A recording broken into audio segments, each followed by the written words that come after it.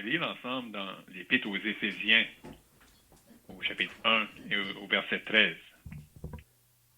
En lui aussi, après avoir entendu la parole de la vérité, l'évangile de votre salut, en lui, vous avez cru et vous avez été scellés du Saint-Esprit qui avait été promis, lequel est un gage de notre héritage pour la rédemption de ceux que Dieu s'est acquis pour célébrer sa gloire. Maintenant, on pourrait aller dans l'Épître aux Hébreux au chapitre 6.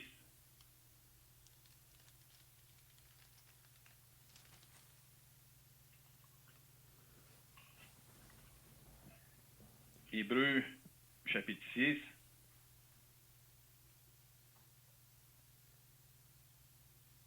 Et on pourrait lire à partir du verset 13.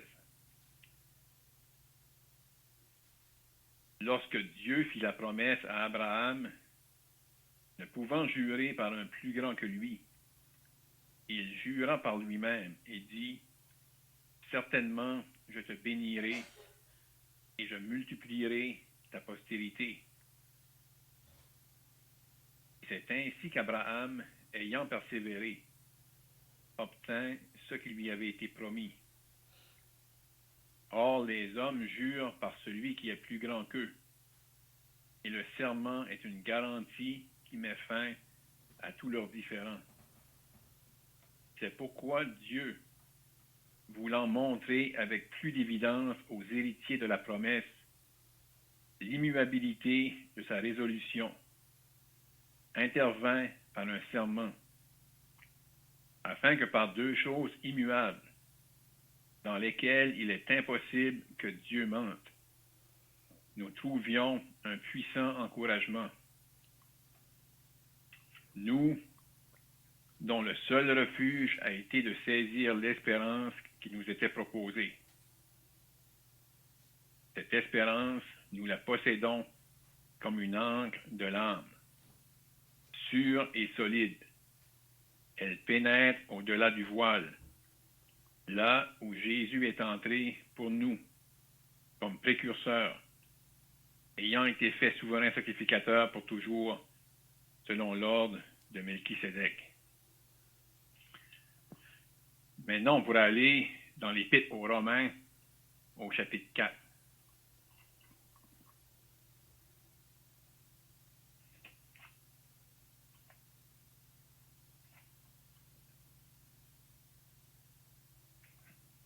Romains chapitre 4, et on pourrait lire au verset 18.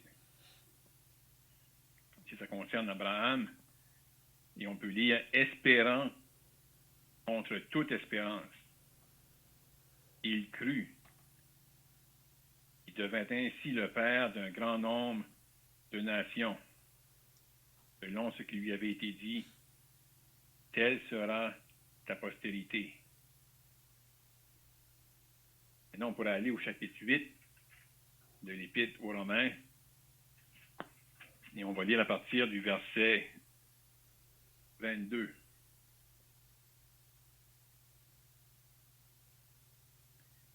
Or, nous savons que jusqu'à ce jour, la création tout entière soupire et souffre les douleurs de l'enfantement. Et ce n'est pas elle seulement, mais nous aussi, qui avons les prémices de l'Esprit. Nous soupirons en nous-mêmes en attendant l'adoption, la rédemption de notre corps. Car c'est en espérance que nous sommes sauvés. Or, l'espérance qu'on voit n'est plus espérance. Ce qu'on voit, peut-on l'espérer encore? Et si nous espérons ce que nous ne voyons pas, nous l'attendons avec persévérance. Maintenant, pour aller dans 1 Jean au chapitre 3.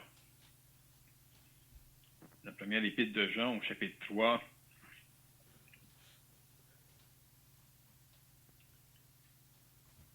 Et on pourrait lire au verset 2.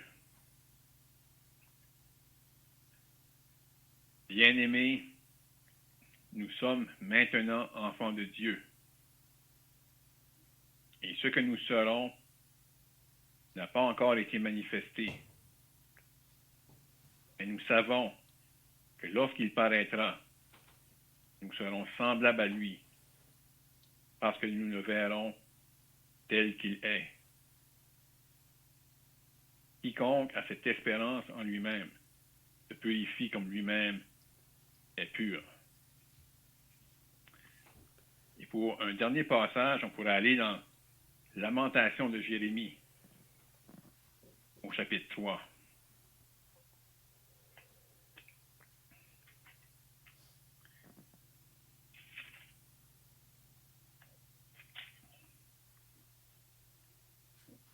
Lamentation de Jérémie, au chapitre 3 et au verset 19.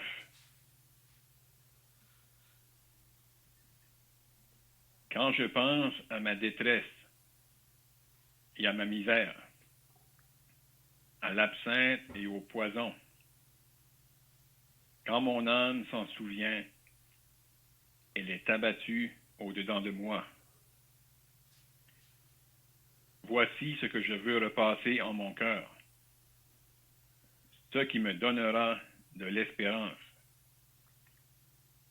Les bontés de l'Éternel ne sont pas épuisées. Ses compassions ne sont pas à leur terme. Elles se renouvellent chaque matin. Oh, que ta fidélité est grande. Le Seigneur va bénir la lecture de ces saintes Écritures. Vraiment, ce matin, ce que j'ai à cœur de partager avec vous, c'est concernant l'espérance du croyant. On a lu plusieurs passages et vraiment, il y a beaucoup d'autres passages qui auraient pu être lus. C'est un sujet qui est vaste, mais ce que j'ai à cœur de faire ce matin, c'est d'encourager les croyants et regarder à ce sujet-là l'espérance du croyant. On a lu dans l'Épître aux Éphésiens comment on a été scellés du Saint-Esprit. Quelque chose qui a pris place au salut. Et quelque chose qui est une garantie, un gage de notre héritage pour la rédemption, puis pour célébrer sa gloire. C'est en quelque sorte un dépôt. C'est un gage de notre héritage, quelque chose qu'on va connaître dans le futur. Mais présentement, on est scellé du Saint-Esprit. Ça fait place au salut. Puis ça fait référence à une espérance à venir. Bon, si on pense à ce sujet-là, l'espérance du croyant, en gros, si on voudrait résumer ça, on va être un jour avec le Seigneur pour célébrer sa gloire. Et dans le temps présent, l'espérance dans ce temps présent ici, qu'est-ce que ça va produire dans le croyant? Mais si on fait référence à ce qu'on a lu dans l'Épître aux Romains au chapitre 8, ça va nous aider à attendre avec persévérance. L'apôtre Paul pouvait encourager les croyants, il pouvait, en leur écrivant, faire référence comment la création souffre. Il pouvait faire référence aussi comment les croyants souffrent, comment on est dans une tente, dans un corps qui souffre, un corps qui vieillit, un corps qui s'use. Mais dans cette condition-là, on regarde vers un futur qui est glorieux, un futur où il y a des choses qui vont changer. puis on va y faire référence un peu plus tard. Mais l'apôtre Paul veut stresser le point que, en vivant dans le temps présent, sans ces choses-là, on regarde à ça en espérance. Puis, justement, il utilise l'expression, il dit c'est en espérance que vous êtes sauvés. Présentement, depuis le jour où le Seigneur nous a sauvés, nos péchés ont été pardonnés. Comme je viens de dire, le Saint-Esprit est venu habiter en nous. C'est, en quelque sorte, comme j'ai mentionné au début, un dépôt. Le Seigneur a déclaré par cette action-là que le Saint-Esprit est venu habiter en nous, qu'on est scellés du Saint-Esprit, on lui appartient. On a été rachetés. Là, l'apôtre Paul mentionne qu'on est sauvé en espérance. Il y a encore des choses qui n'ont pas pris place, mais qui vont prendre place. Il va y avoir un jour où il y a des choses qui vont changer, puis qui découlent de ce que le Seigneur Jésus-Christ a accompli à la croix. Mais, comme j'ai mentionné, ça n'a pas encore pris place. On ne le voit pas encore. Mais ça va venir. Puis le fait qu'on peut aujourd'hui regarder à ça avec espérance, qu'est-ce que ça va faire de manière concrète? C'est qu'on va attendre avec persévérance. Ça va nous permettre de continuer à avancer et à marcher pour le Seigneur. Il y a des choses qui ne se voient pas encore tout de suite, mais qui un jour vont prendre place. Selon ce qu'on a lu aussi dans l'Épître aux Hébreux, on pourrait voir qu'il y a deux aspects, mais lorsque ça mentionne que lorsqu'on a saisi l'espérance qui nous était proposée, comment cette espérance-là est comme une angle de l'âme. On sait, puis on l'a déjà exprimé par nos paroles, il y a déjà pensé, on l'a possiblement déjà chanté, comment le futur est assuré. On sait qu'on ne va jamais périr. On sait qu'un jour, on va être dans la présence de Dieu. On sait que peu importe ce qui peut nous arriver sur la terre, le futur est assuré pour nous autres. Un futur glorieux. Je pense qu'on peut aussi voir un aspect pratique.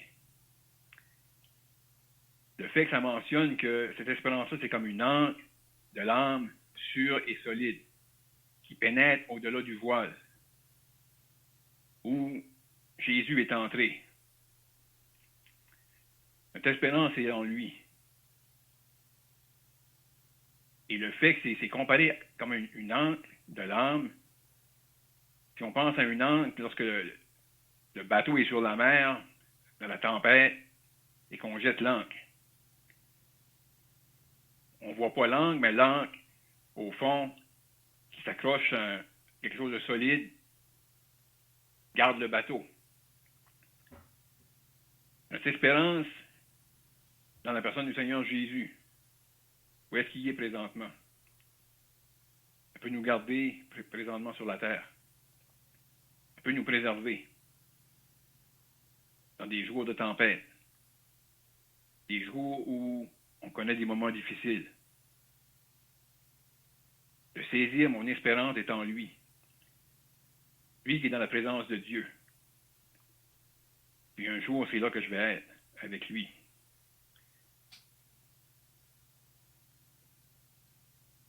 Cette espérance-là, ça nous fait, dans le temps présent,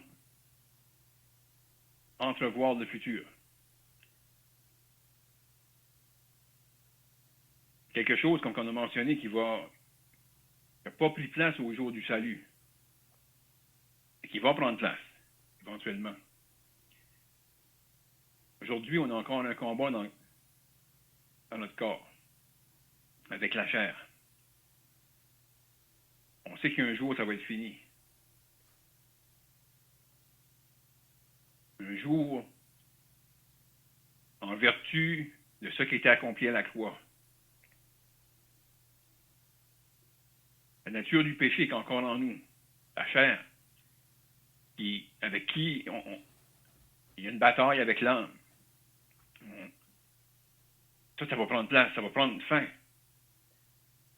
Basé sur ce que le Seigneur Jésus-Christ a accompli à la croix. On sait qu'il va venir un jour, puis quand on y pense, même présentement, tout de suite, il y a des circonstances qui affectent le monde entier. Tout de suite, on est arrêté dans une mesure. On est restreint dans une mesure avec ce qu'on vit dans la pandémie. Mais qu'est-ce qu'on vit tout de suite? Ça va avoir aucun effet. Lorsque le signal va être donné, au son d'un archange, la trompette de Dieu, le Seigneur va revenir, lui-même pour chercher les siens. Et que là, comme que ça mentionne que tout de suite, c'est en espérance qu'on est sauvé. Donc, comme je viens de mentionner, on a encore des combats à livrer avec le péché. Notre corps subit encore les conséquences du péché.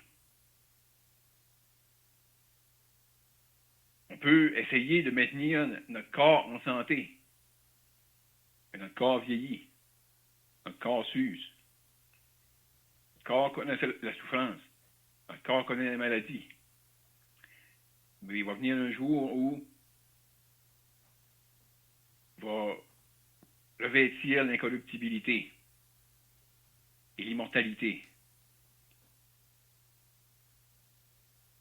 On va être transformé. Et ça, c'est basé sur l'œuvre du Seigneur Jésus-Christ accompli à la croix. Ça, frères et sœurs, on vit ça en espérance. On vit ça par la foi. Et vraiment, on fait un lien avec ce qu'on a lu à propos d'Abraham. Espérant contre toute espérance. Au regard humain, si Abraham aurait regardé à ces circonstances, il n'y avait aucune espérance. Tout l'œil humain. Mais son espérance était en Dieu.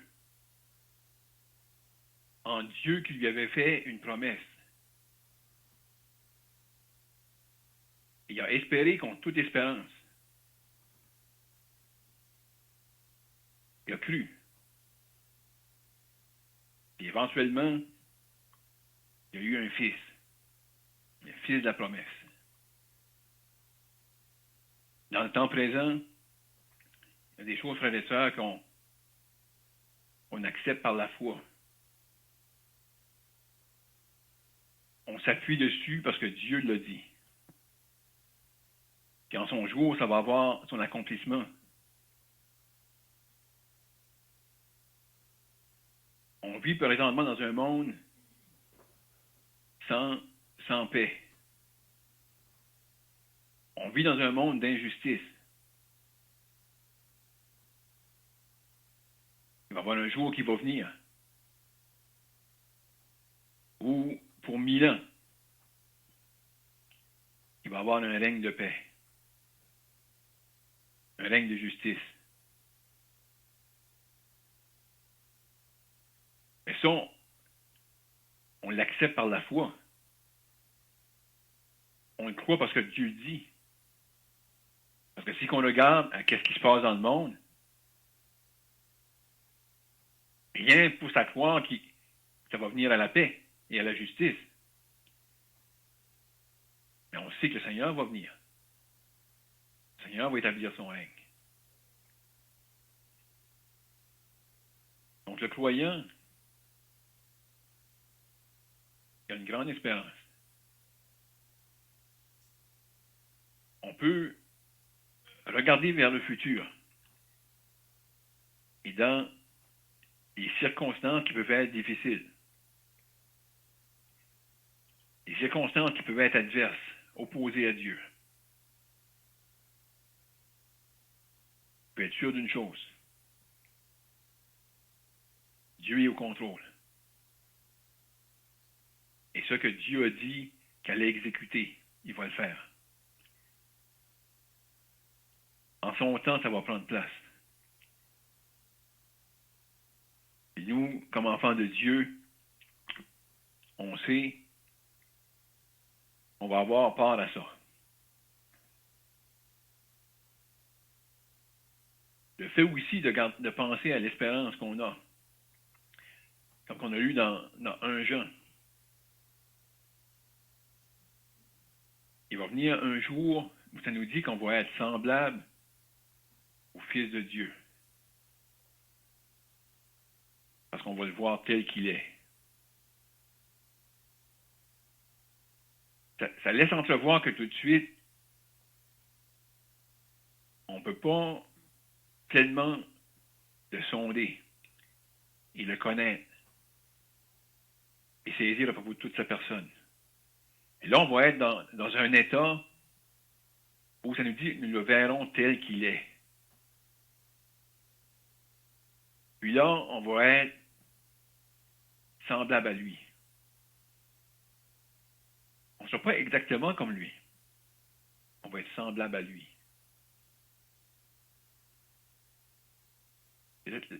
Et l'apôtre Jean ajoute, quiconque a cette espérance en lui-même se purifie comme lui-même est pur. Cette espérance-là qui est la nôtre va avoir un effet sur le présent au niveau de la purification, de la sanctification, de chercher à se mettre à part du péché. Comme on a mentionné auparavant, avec qui on livre bataille. J'ai voulu lire avec vous dans la Lamentation de Jérémie, parce que là, il y a quelque chose, malgré le fait qu'on a une espérance. Et comme que l'apôtre Paul mentionne, si on regarde vraiment cette espérance-là, qu'est-ce que ça va faire avec nous? C'est qu'on va pouvoir attendre avec persévérance. Attendre en étant certain que ces choses-là viennent. On va méditer sur ces choses-là. On va avoir nos pensées occupées avec ça. Et on va pouvoir le faire avec persévérance. Là, Jérémie, dans la condition qu'il vivait, dans les circonstances qu'il vivait, il mentionne quelque chose, puis ça peut être notre possibilité à nous aussi. Il dit, quand je pense à ma détresse et à ma misère, à l'absinthe et au poison, quand mon âme s'en souvient, elle est abattue au-dedans de moi.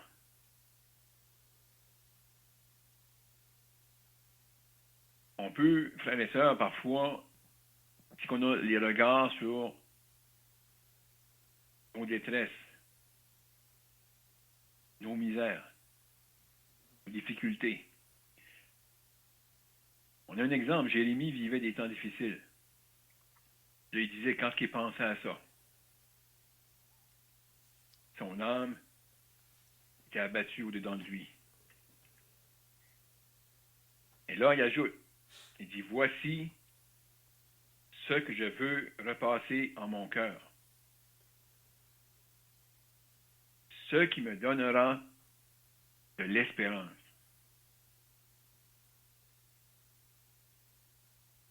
Là, il va ajouter, les bontés de l'Éternel ne sont pas épuisées. Ses compassions ne sont pas à leur terme, elles se renouvellent chaque matin. Oh, que ta fidélité est grande. Frères et sœurs, si on voit dans la présence de Dieu, qu'on commence à occuper notre cœur, à repasser dans notre cœur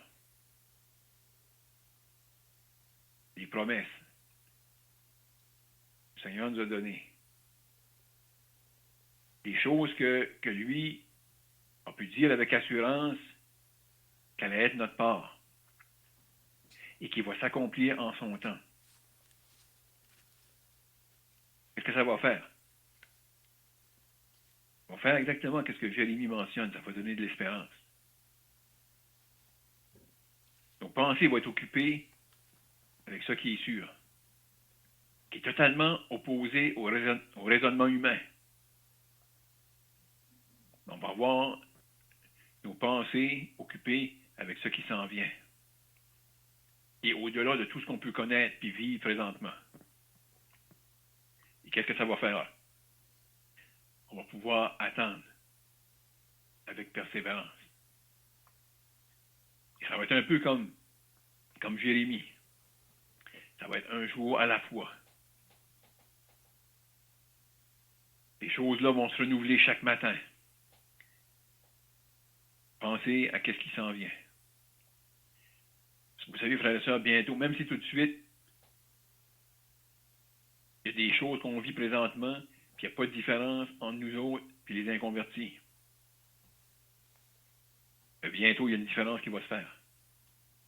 Il va y avoir un signal qui va être donné. Le Seigneur va nous appeler. Ceux qui lui appartiennent vont aller à sa rencontre sur les nuées. Et là, ça ne sera plus en espérance. On va être dans sa présence. Ça va prendre place bientôt. Et jusqu'à ce moment-là, frères et sœurs, qu'on puisse être encouragés à s'appuyer sur cette espérance-là qui est la nôtre. Et à considérer tout ce qui englobe cette espérance-là qui est la nôtre. Et à repasser ça dans notre cœur. Et si on peut, je sais que les conditions ne permettent pas qu'on ait beaucoup de contacts, mais si qu'on peut le faire même par le téléphone, si qu'on peut s'encourager et s'entretenir de ce qui contient, qui est en lien avec cette espérance-là. On pourrait être encouragés et ensemble attendre avec persévérance que Dieu bénisse sa parole. Père, nous voulons te rendre grâce de l'espérance que nous avons et ce que nous sommes en Christ ne dépend pas de nous, de ce que nous aurions fait, mais tout dépend et tout est à cause de celui qui a été jusqu'à la croix pour sauver nos âmes. On pense lorsque les anciens et les principaux sacrificateurs et les scribes avaient le Seigneur Jésus devant eux et voulaient l'accuser. Ils ont pu lui demander, « Es-tu le Christ? » Et ton fils a pu leur dire, « Si je vous le dis, vous ne le croirez pas. Et si je vous interroge, vous ne répondrez pas. » Mais il a pu leur dire que désormais, vous verrez le Fils de l'homme assis à la puissance, à la droite de Dieu. Et là, ils ont dit, « Tu es donc le Fils de Dieu? » Et il a pu leur dire, « Vous le dites, je le suis. » Et voilà au Dieu qu'on peut répondre qu'il avait entendu le blasphème de sa bouche parce qu'il se disait le Fils de Dieu. Et notre Dieu, sur la vérité que ton Fils a pu dire, au Dieu, ils l'ont condamné comme s'il disait des faussetés. Tout semblait être perdu à la vue humaine. Ton Fils, celui que les disciples avaient suivi pendant plusieurs années, allait être mis à mort. Mais ô notre Dieu, voilà que l'espérance a jailli dans leur cœur lorsque ton Fils là, a apparu avec les mains percées. Ils ont pu voir les marques dans ses mains. Et notre Dieu, nous pensons que nous aussi, le monde peut se moquer, le monde peut dire que nous perdons notre temps. Mais notre Dieu, nous savons qu'un jour, le Seigneur Jésus va venir nous chercher. Et notre Dieu, quelle espérance que nous avons présentement et pour l'éternité, lorsque nous serons toujours avec lui. Au prix de sa vie, nous a rachetés. Ô Dieu a versé son sang pour le rachat de nos âmes. Nous sommes scellés, ô Dieu, de toi-même, un gage. Ô Dieu, nous t'appartenons. Nous voulons te bénir de tout notre cœur pour l'espérance qui est la nôtre, comme nous venons d'entendre. Nous te bénissons pour ce message, ô Dieu, d'encouragement. Sois avec nous et garde-nous, chaque frère et sœur, que nous ayons des regards sur l'avenir qui nous attend, malgré les contradictions, malgré les épreuves de cette terre.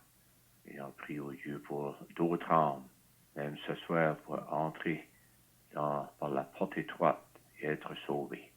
Sois avec nous, garde-nous, au nom du Seigneur Jésus. Amen. Amen. Amen.